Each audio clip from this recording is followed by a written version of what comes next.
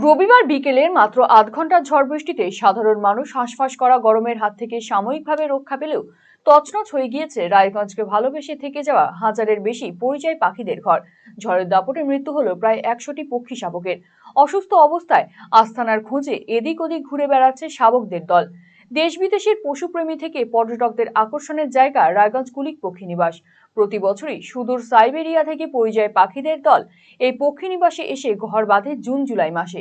এখানেই তারা প্রজনন ঘটিয়ে পক্ষী শাবকদের জন্ম দিয়ে ফেব্রুয়ারির শেষে ফিরে যায় নিজ নিজ দেশে।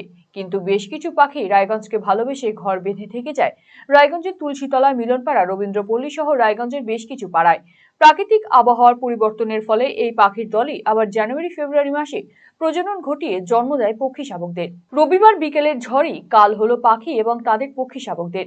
পিপলস ফর এনিমেলস এর সম্পাদক গৌতম তান্তিয়া জানিয়েছেন, ভালোবাসার টানেই হোক কিংবা পরিবেশগত কারণেই হোক, এই পরিযায়ী পাখিদের মধ্যে ইগ্রেট, নাইট হেরেন জাতীয় পাখিরা এখানে বিভিন্ন পাড়ায় পাড়ায় থেকে যায়। রবিবার বিকেলের ঝড়ে বেশ কিছু পাখির মৃত্যু হয়েছে এবং আহত হয়েছে বেশ কিছু।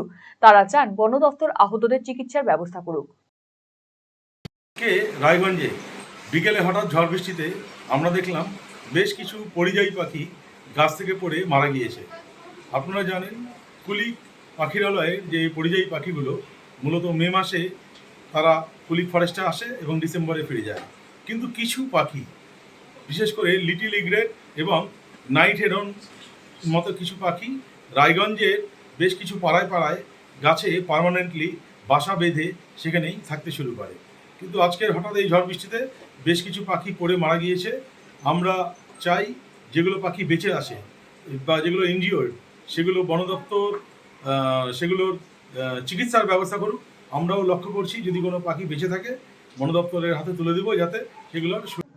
রায়গঞ্জবাসীদের জন্য সুখবর, যারা দীর্ঘদিন ধরে পেটের সমস্যায় ভুগছেন তাদের জন্য রায়গঞ্জ দিশারিতে আসছেন ব্যাঙ্গালোরের প্রখ্যাত গ্যাস্ট্রোএন্টারোলজিস্ট ডাক্তার ইরশাদ আলী, এইচএমডি, ডিএনবি।